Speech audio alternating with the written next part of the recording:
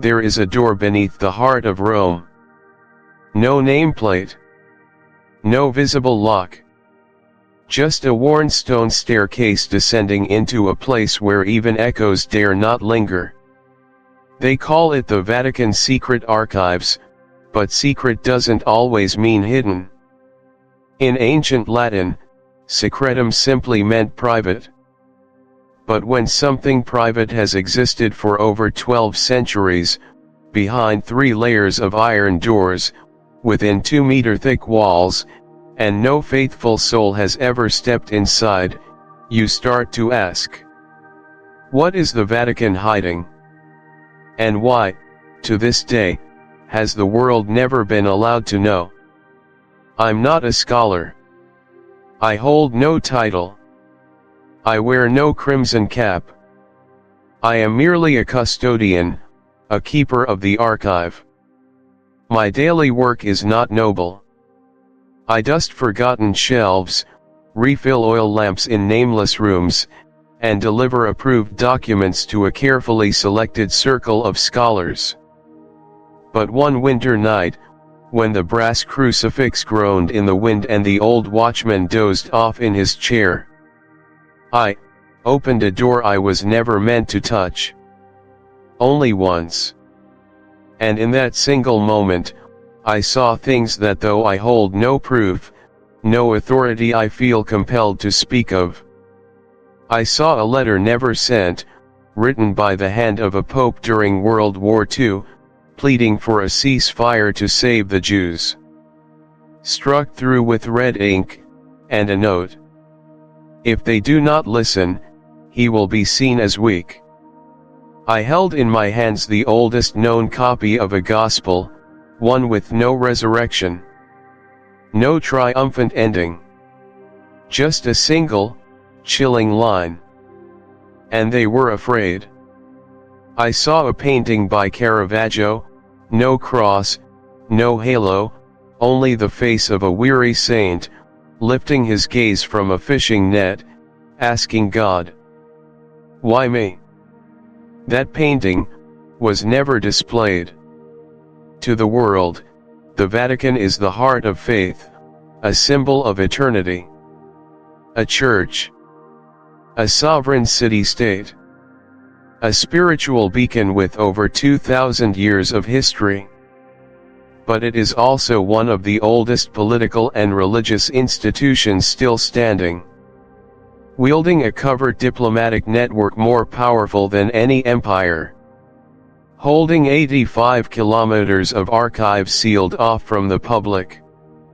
Guarding letters, drawings, and sacred texts the world has never seen. And more importantly, possessing the power to choose what to reveal and what to reserve for another generation, when they are ready. I don't tell this story to accuse, not to reopen wounds. I speak because I believe. Truth doesn't always belong in the light, but it always exists, waiting to be heard. And if you're still here, if you've ever wondered, what could silence the most sacred empire on earth for over 1,000 years? Then maybe you're the one I was meant to tell. In the next part, I will take you into the first corridor of the archive, where what's stored isn't mystery, but memory delayed. We'll begin with a simple question. What exactly is the secret archive? And why was it built like a fortress, never meant for light? Part 1, The Secret Archives, Architecture of a Fortress of Memory. Few people know that right in the heart of the Vatican, where tourists gather beneath the Sistine ceiling or queue to pray at St. Peter's tomb, there lies another gate. One that welcomes no pilgrims, allows no press, and certainly cannot be found on any map. We call it the Archivum Secretum Apostolicum Vaticanum, the Vatican Secret Apostolic Archive. It has existed since the 8th century, but it wasn't until 1881 that Pope Leo XIII allowed a select few scholars limited access. Even today, the number of individuals permitted entry each year still doesn't exceed 2 digits. Imagine a place with over 85 kilometers of shelving, overflowing with manuscripts, letters, records, maps, diplomatic documents, and even paintings that have never been seen by the public. A place where 19th century cipher locks guard vaults beside drawers sealed in medieval red wax. Where the temperature is kept at a stable 20 degrees Celsius year-round. Where humidity is controlled down to the exact percentage. And every document is categorized using an internal coding system that only scripter custodes the record keepers understand. This is not a library. It is a fortress of memory where no one shouts, no one runs, no one records. Only silence, and time. So why must a place of religious knowledge be guarded like a military base? The answer lies in a simple phrase: control of memory.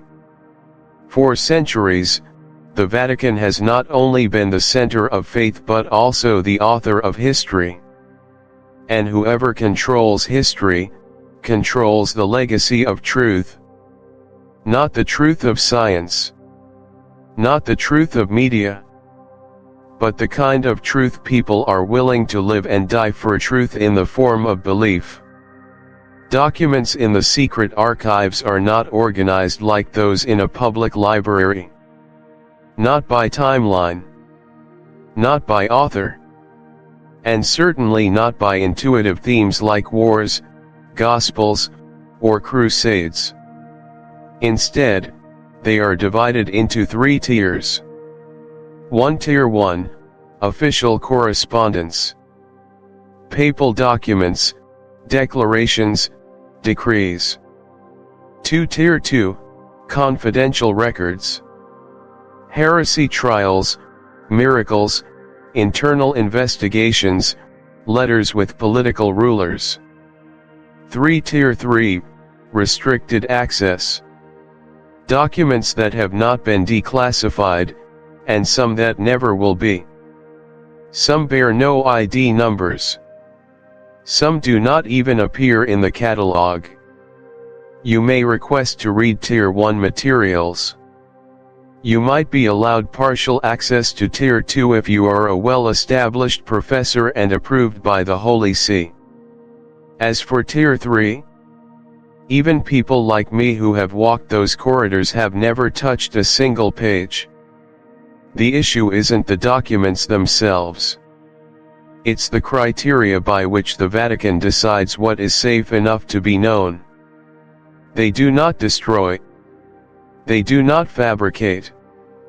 They simply withhold for a more suitable time.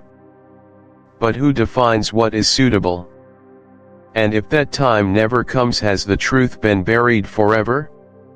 A German scholar once entered Tier 2 in 1998. In a private note, he wrote, "I requested a transcript of Galileo's 1633 interrogation. They gave me a copy. But I noticed, at least 4 passages had been removed cleanly, by blade. No one knows what those 4 passages said. Only a single line remained in the original. If the earth moves, then we must re-examine the prophecies." That sentence was replaced with an ellipsis. The secret archives are not just a vault. They are an unopened map where the Vatican doesn't hide weapons or gold, but hides stories powerful enough to shake the faith of millions. And in the next part, we will begin unlocking some of those doors. Starting with letters that were never sent. Words written by popes in solitude and doubt. And ultimately, buried forever. Part 2, the unsent letters, words never spoken. Among the millions of documents lying in silence beneath the Vatican, there is one category of text that carries a unique sorrow. Letters that were never sent. Not because their writers died. Not because there was no one to receive them. They were held back, because had they been sent, the world might have changed.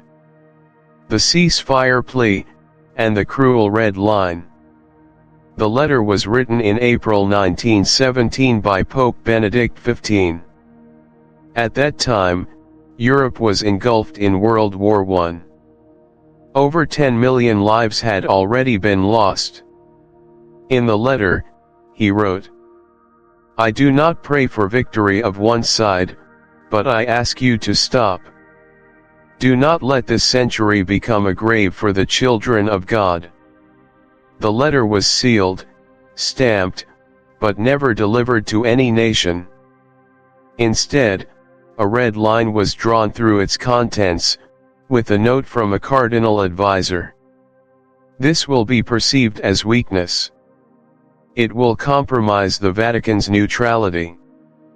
Between millions of deaths and the preservation of a neutral image, the Vatican chose silence. A confession never heard, the Holocaust files. Another document more fragile, handwritten, was a draft by Pope Pius XII, intended for public address in 1942. "We cannot stand by while our brothers the Jews, the displaced, the dissenters are taken away in silence." But that speech was never spoken. According to a note attached, the Holy See did not want to provoke conflict with the Nazis, nor be drawn into secular war. Millions were sent to concentration camps. And the Vatican maintained political neutrality. The letter to the Muslim world, locked in an iron cabinet. Inside a narrow compartment sealed with lead, I once saw an unfinished manuscript titled, "A Letter to Our Brothers in Faith, from One Who Bears the Cross." It was written in classical Latin, but clearly addressed to the Islamic world in the wake of the 9/11 attacks. The Pope at the time intended to write, "We all worship the One. No bullets are needed to defend faith. We do not need to burn each other's scriptures to warm our own belief." But the text was abandoned after the third paragraph. At the bottom was the signature of a religious security advisor. "Not the right time. Will be misinterpreted." I am not here to condemn the popes. I have no right. But I do ask myself, when a plea for peace is not allowed to be sent, how many wars in the name of faith were really wars of silence? The Vatican may have chosen not to speak. But those unsent letters, though never delivered, still echo the voices of men who were haunted by one terrifying thought: we were wrong. But history must never know. A letter without a recipient, written to an unborn child. In a cabinet labeled VR27-0, I found a strange draft. No date. No recipient. Only the title. "To a soul not yet born, but who will one day question us." The content read, "If you are reading these words, it means the Holy See has allowed this memory to resurface. Know that we did not hide the truth, we only delayed it, for mankind was not yet ready to bear the weight of what happened. I do not know who wrote it. I do not know what happened. But I do know this. If a 1,000-year-old institution had to write a letter to an unborn child, it means even they were not certain that truth could survive in the hearts of today's people. Why wasn't it sent? Because truth has no place in rooms of power? A prayer never read. An apology never heard. A hand extended to the enemy withdrawn for fear of being seen. I could not open all the folders. Nor could I carry out proof. But I remember every trembling handwritten line. Every solitary exclamation point at the end of a final paragraph. Truth does not always live in public sermons. Sometimes, it lives in the words never spoken. And when the Vatican keeps those words hidden, what is it they truly don't want us to ever know? In the next part, we will open another file where names like Galileo, Giordano Bruno, and the Qatar Monastery are not just historical figures, but shadows burned in the name of preserving faith. Part 3, The Truth About Those Who Were Burned. Some mornings, I still hear the wind sweeping through the stone corridors of the secret archives. But once, I swear I heard the scream of fire. Not real fire, but the smoldering of ancient pages, bearing the names of those the Vatican once labeled heretics. Sentenced without cause, the only crime being different. When the Vatican issued death sentences by fire, people often think of heresy, of those who dared to defy doctrine. But if you open the archive files, you'll find a different truth. They weren't burned because they were wrong. They were burned because they were early. Giordano Bruno, the man who saw the multiverse before modern astronomy. In a file labeled BR 1600, I found transcripts of the Inquisition's interrogations of Giordano Bruno. Bruno wasn't just a philosopher. He was the first to suggest that the universe does not end at the sun. That there could be countless worlds, countless gods, or perhaps, God didn't need to be human at all. The court asked, "Do you deny that God exists only on earth?" Bruno answered, "I do not deny. I simply think, maybe we've confined God to too small a room." Verdict: burned alive, 1600. Galileo Galilei, forced to recant the truth he proved. The Vatican holds a full file on Galileo. And it does not hide the fact, he was right. The sun is the center of the solar system. The earth moves around it. So why was he still put on trial? A note inside the file reads, "If this is acknowledged, the interpretation of Scripture must be reconsidered. And if Scripture can be wrong, the authority to interpret it begins to crumble." Galileo was forced to kneel and read a denial statement, written by the Church. Afterward, he turned to his assistant and whispered, "Still, it moves." The Cathars, erased from the map for refusing to purchase God's grace. In the 13th century, a small community in southern France lived in poverty and simplicity. No violence. No wealth. No grand cathedrals. They believed. Faith needed no mediator. Scripture should not be monopolized. And God needed no church with a bank account. The result? In 1209, Pope Innocent III launched a crusade against the Cathars. Over 20,000 were killed, men, women, children alike. A bishop was once asked, "Should we really kill them all?" He replied, "Kill them all. God will know his own." The Knights Templar, from holy defenders to enemies of the papacy. You've probably heard of the Templar Knights. But in the secret archives, their fate is far colder than the legends suggest. They weren't burned for heresy. They were burned for being too rich. In 1307, King Philip IV of France was heavily indebted to the Templars. He convinced Pope Clement V that they worshipped demons. There was no fair trial. No true investigation. Over 50 were burned alive. Their assets seized. And the Vatican received its share. One document from the archive states, "We cannot allow a military order, with gold and popular support, to exist alongside the Holy See. Who, then, is the heretic if truth changes with time? I don't defend heretics.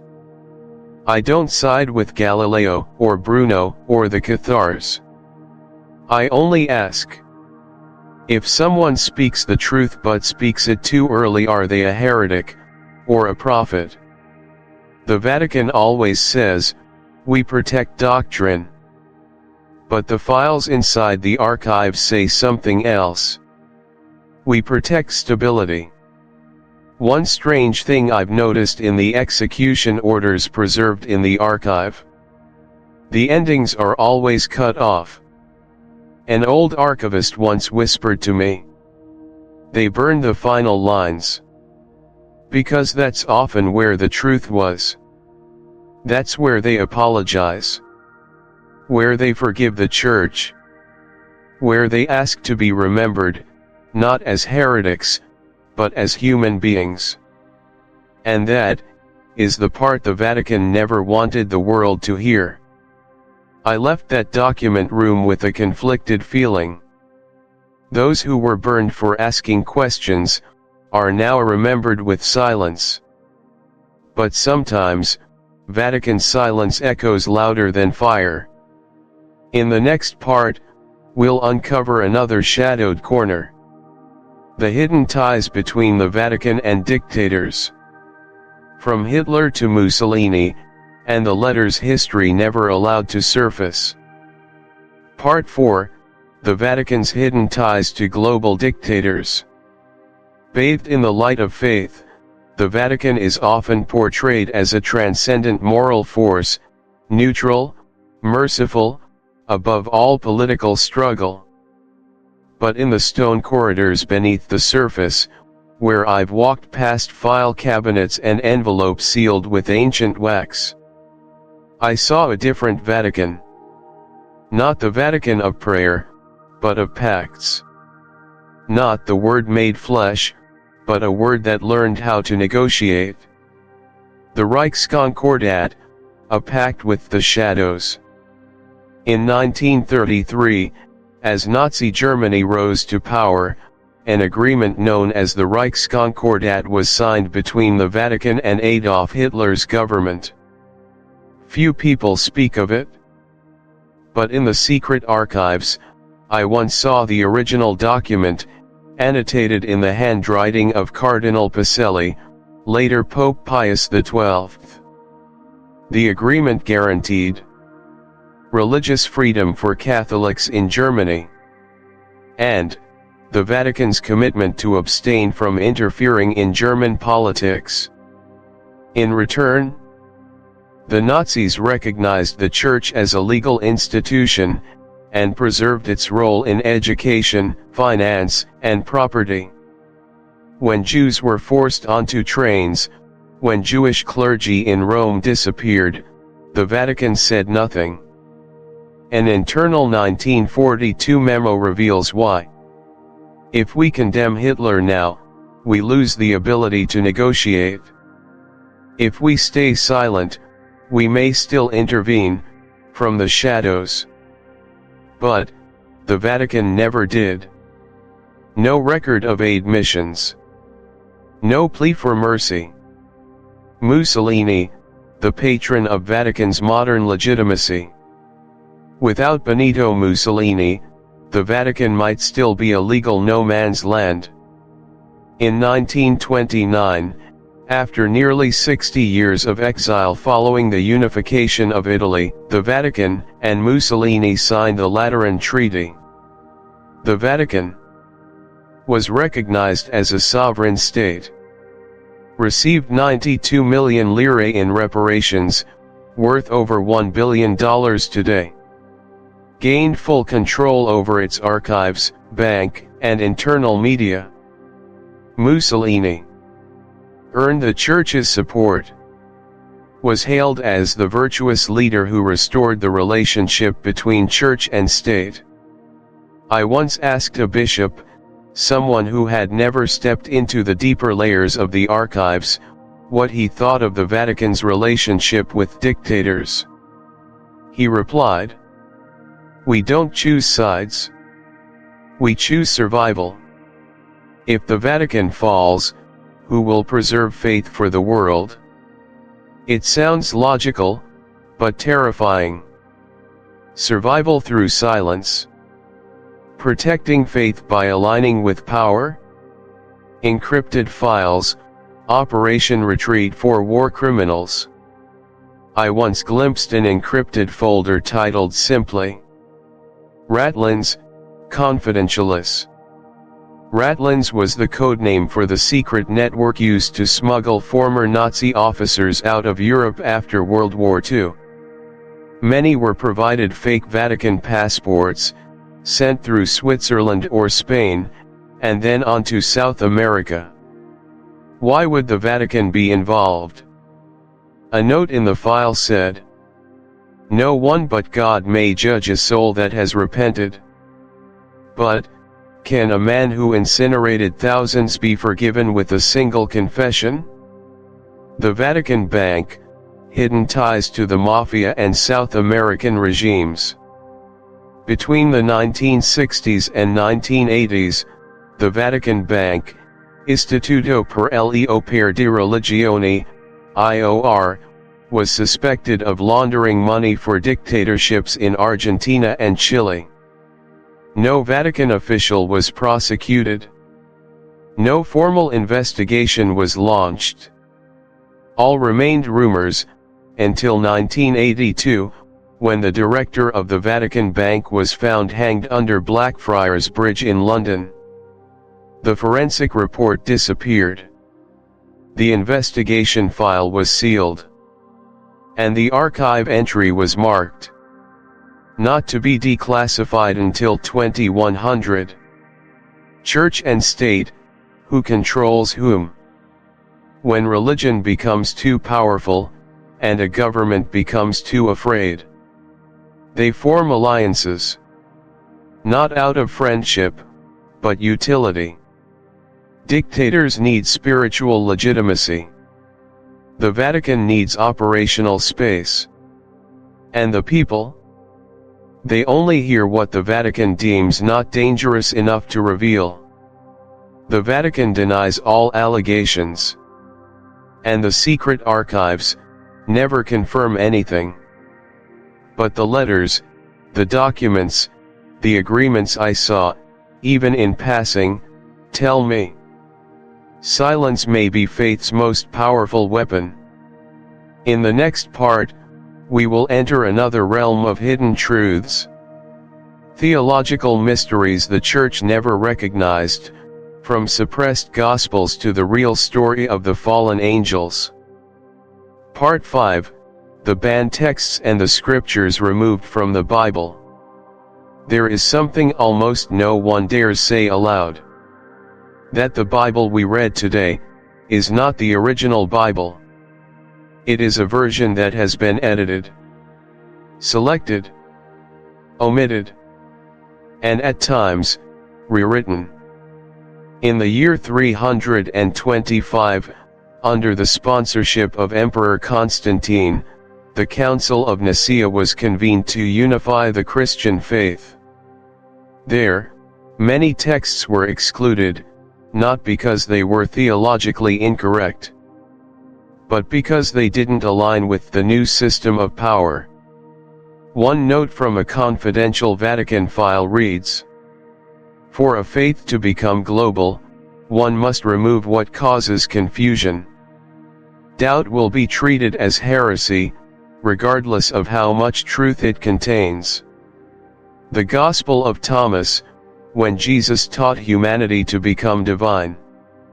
Excluded from the canonical Bible, the Gospel of Thomas was once widely circulated among early Christian communities. In it, Jesus says, "The kingdom of God does not come through observation. It is within you, and all around you." That statement shatters a central pillar of Vatican authority. The dependency on intermediaries, the Church, to reach God.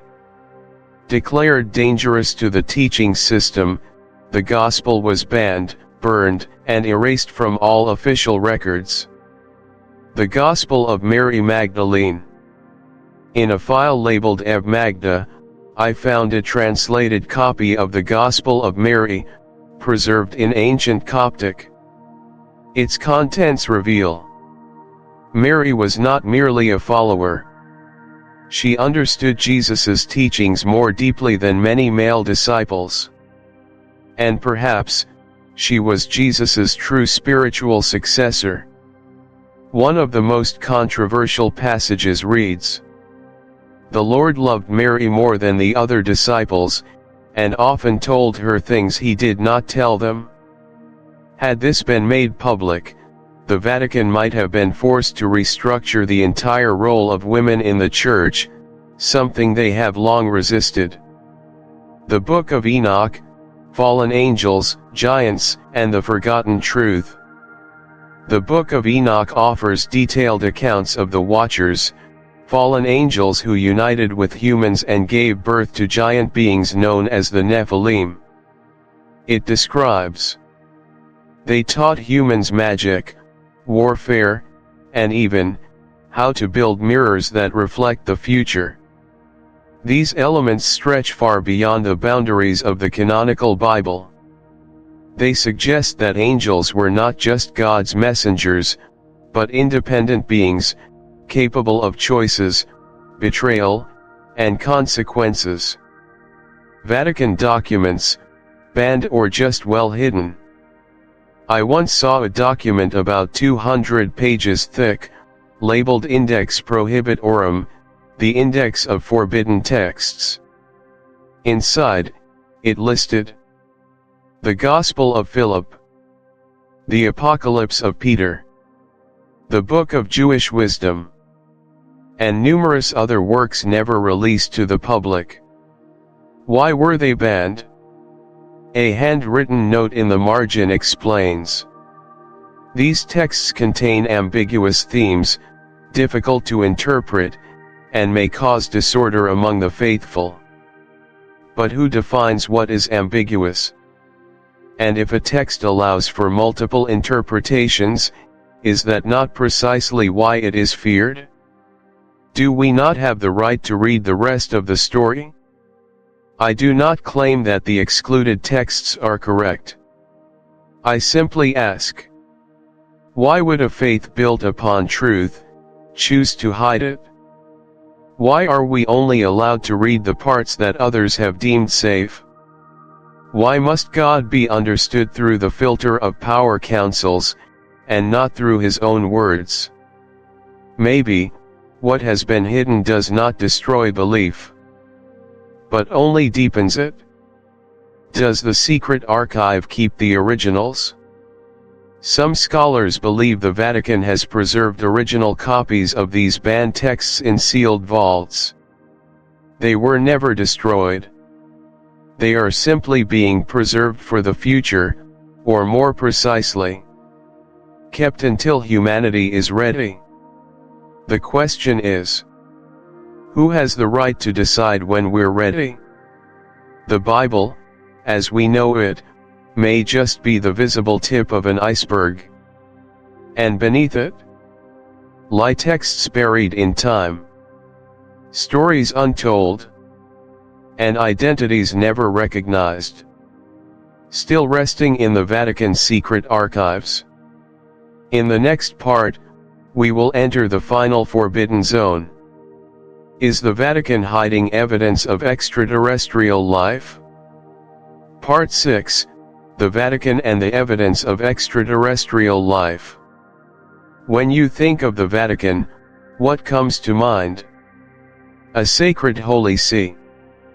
Priests in white robes. A kingdom of faith, not signals from the stars. But what if I told you this?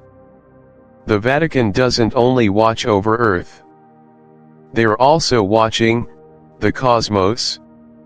Very few people know that the Vatican operates one of the oldest astronomical research systems in the world. The Vatican Observatory and the Mount Graham Observatory in Arizona, USA.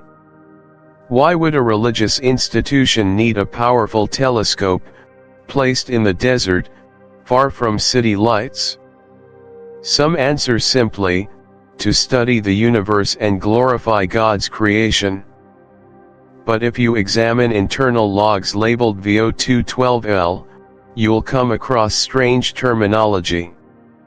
Objectum VLT34, non-Newtonian motion, non-reflective light source, radiating from the center, not the surface. One note marked Eyes of the Holy Father only describes an event never publicly revealed. In November 1954, an unidentified flying object descended near Castel Gandolfo, the Pope's summer residence under Pius XII. The report states, no mechanical sound. No heat trace left behind. Guards became spiritually disoriented, panicked, unable to recite scripture for 72 hours afterward. Below was a handwritten question. Is this an unrecognized angel, or a being beyond the light of God? There were no photos. No video. Only whispers remain, and the disappearance of the original document. In an unpublished manuscript, Father Corrado Balducci, Vatican consultant on supernatural phenomena, once wrote, "The presence of extraterrestrial beings does not threaten faith. On the contrary, it expands God's power, the creator of all, including that which we cannot yet comprehend." The Vatican does not deny extraterrestrial life. They merely delay its acknowledgement. Why? One internal note may provide the answer. If extraterrestrial life is confirmed, we must rewrite the entire concept of salvation, of Adam, and of original sin. This could trigger a theological panic. At Mount Graham Observatory, where the Vatican placed one of its strongest telescopes, the initial system was named LUCIFER. Although later renamed Lucy, many independent investigators argue the original name was no accident.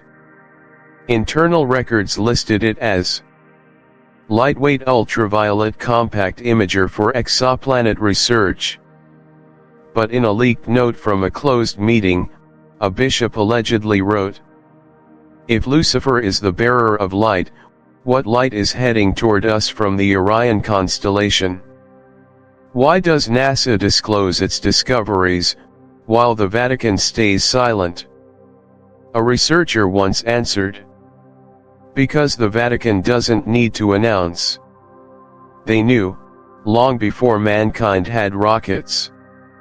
If that's true, has the Vatican already made contact?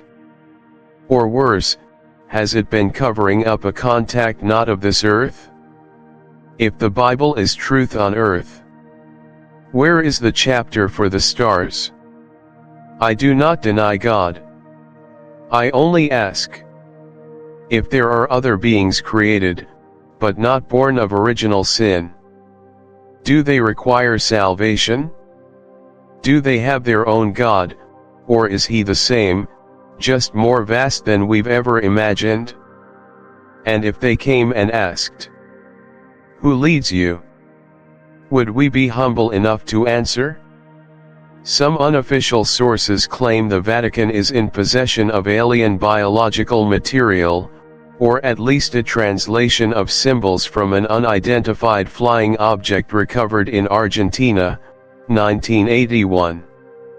The document is labeled Opus ETD 33. No one has been granted access. Only a single line was leaked. A language that cannot be spoken, it appears only in the mind. Message: you are not the first creation. If the Vatican truly holds secrets about extraterrestrial life, this is no longer just a story about UFOs. It's a story about a new order of belief, one that is being quietly buried beneath the earth. In the next part, we'll meet the final witness. A former custodian of the secret archives who vanished after uttering a single sentence. Not all angels have wings. Some only carry keys. Part 7, The Vanished Witness, the final confession of the archive keeper. I once believed that the doors of the Vatican Secret Archives only opened for the chosen few. High-ranking cardinals, scholars in service of the Church, priests bound by absolute loyalty to doctrine and institution. Then I met him. He wore no robe. He delivered no sermons. He never spoke to a crowd. He simply watched, quietly, at the threshold between memory and darkness. I never knew his name. Even his ID badge bore only the title, Custos 14, the 14th Keeper. He never looked me in the eye. He spoke slowly, as if each word had to break through some invisible barrier. We spoke only 3 times. And on the final occasion, he told me this. Not all angels have wings. Some only carry keys. And sometimes, they hold a secret they themselves do not know why they were chosen to bear. He arranged to meet me in a small underground chamber. A room that could only be opened with an old physical key, no digital locks, no codes. The walls were lined with dark wood file cabinets, unlabeled. Only cryptic symbols, a 6-pointed star, a weeping eye, and a broken cross. He placed an envelope on the table, no stamp, no seal. Inside were just 2 things. A weathered copy of the Gospel of Judas. And a handwritten note, ink-smudged. I saw what was not meant to be seen. And now I pray that what I remember won't follow me to the other side. A few days later, I returned to that room. He was gone. No one at the Vatican would acknowledge the existence of Custos 14. No personnel record. The security cameras in that sector glitched for exactly 48 hours. I tried to trace him, through leave requests, library sign-ins, meal logs. Nothing. Only one cryptic message remained, hidden behind the statue of Saint Jerome near the archive entrance. He who holds the key shall not be permitted to open the door. He who sees the whole truth shall never be allowed to speak it in the world of the living. In the copy of the Gospel of Judas, the line that sent chills down my spine was this: "You shall be cursed by mankind. But it is you, who will free me from the chains of those who claim to be holy." Why was this text banned? Not just because it recasts Judas from traitor to executor of God's will, but because it implies the Church has crafted another story, one meant to preserve power. He once said to me, "If that's true, then the entire system collapses. Not because God is wrong, but because we cast the wrong actor in his role." I don't know if he's still alive. No one knows who he was. And maybe I'm the only one who ever heard his story. I don't call him a hero. I can't be sure he spoke the truth, but I believe in the look in his eyes. The eyes of someone who had carried the weight of truth for so long, he no longer knew if he was the keeper of it, or its prisoner. In cases like this, the Vatican leaves no traces. No one is investigated. No one is prosecuted. Only once was an internal report leaked, and its final line read, "Those who guard the vault too long sometimes begin to hear the voices in the dark." And the Vatican does not need listeners. The Vatican needs doorkeepers. I walked out of that room like one who has left confession. Not because I confessed something, but because I accidentally learned something I was never meant to know. Part 8, What the Vatican Fears Most, the Uncontrollable Truth. The Vatican does not fear demons. They've written exorcism manuals since the 4th century. They do not fear heresy, they burned thousands to prove they were right. They do not fear conspiracy, because conspiracies only last as long as there is no evidence. What the Vatican truly fears is truth that cannot be controlled. To the Vatican, truth is not just a spiritual concept. It is the foundation of faith, and a tool for managing the masses. I once read a note marked for senior bishops only. Truth is a flame. If you control it, it gives warmth. If you don't, it burns down everything we built. In 1616, Galileo Galilei declared that the earth revolved around the sun. It wasn't a new idea. It was just one that the Vatican couldn't control. They forced Galileo to recant. Placed him under house arrest for life. Not because he was wrong, but because his truth threatened doctrinal authority. 400 years later, the Vatican apologized. But have you ever seen that apology printed in a catechism? The Index of Forbidden Books, a list of thoughts you were never allowed to have. The Index Librorum Prohibitorum existed for nearly 400 years, 1559 to 1966. It banned not just books of heresy, but also those on science, philosophy, medicine, even art. I once saw an original copy preserved in a pressurized vault. A handwritten note in the margin read, "Free thought is the most dangerous form of heresy, because it does not need to scream.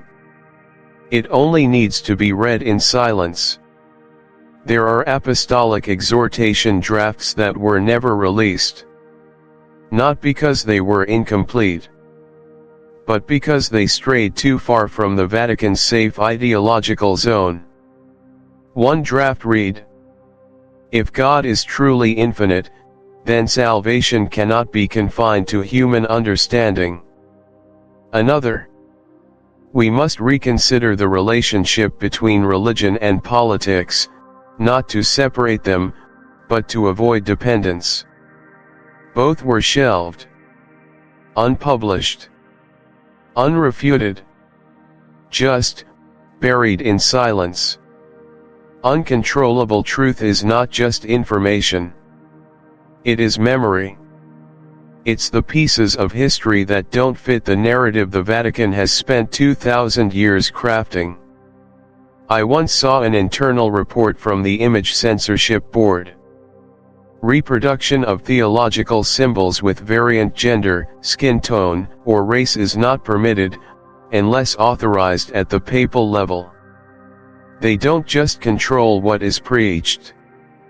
They control how God is imagined. I'm not saying the Vatican is a demon dressed as a saint. I'm saying they fear losing control more than they fear losing faith. If truth is light, What does the Vatican do with the beams it cannot define? They don't extinguish it.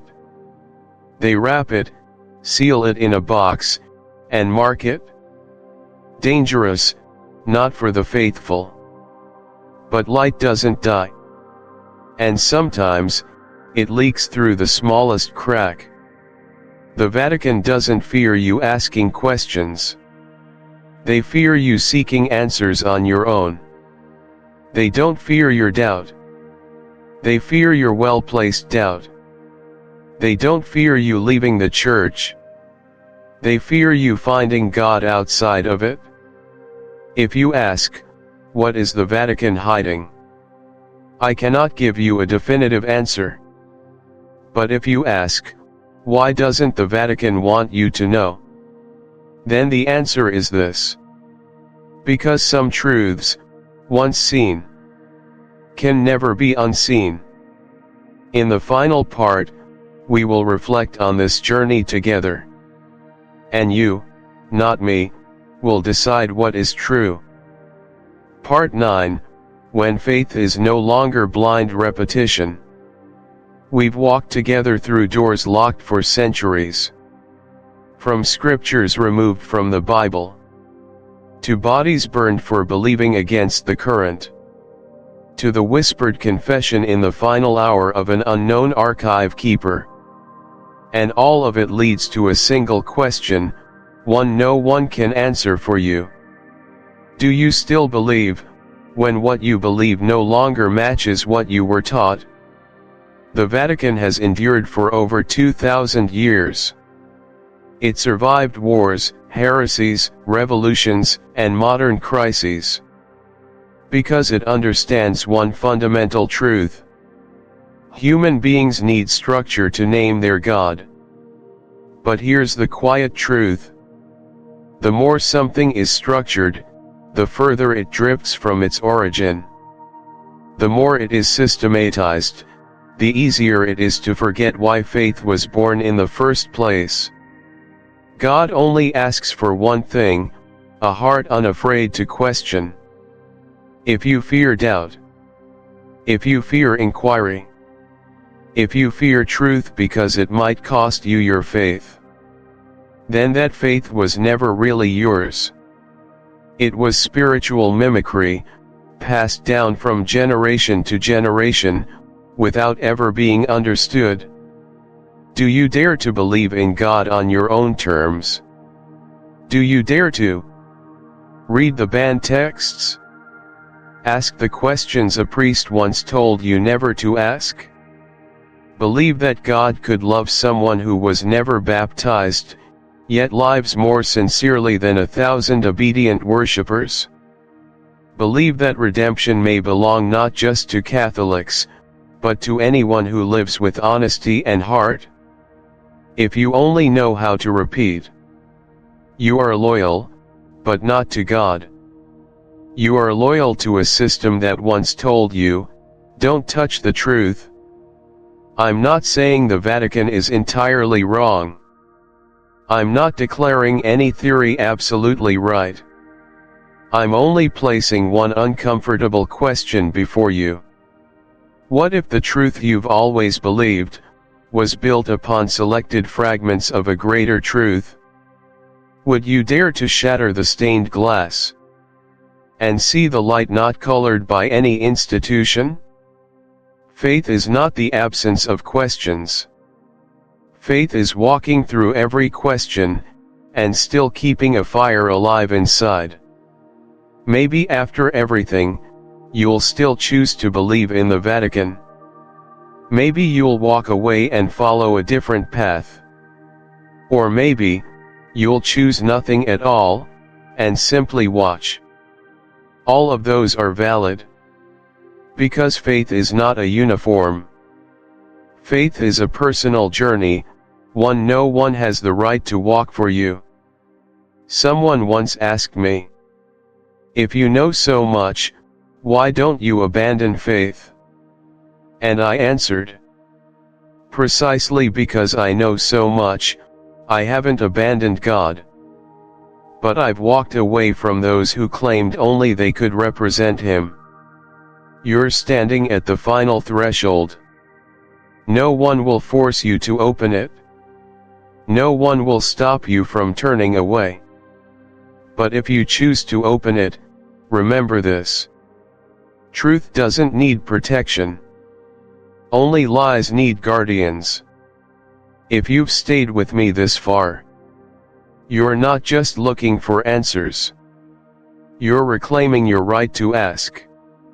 Hit subscribe, not to support me, but to continue walking this path toward truth. In a world lulled asleep by blind repetition, one click is a candle lit in the dark. I'll see you in the next video, where we'll open the next door.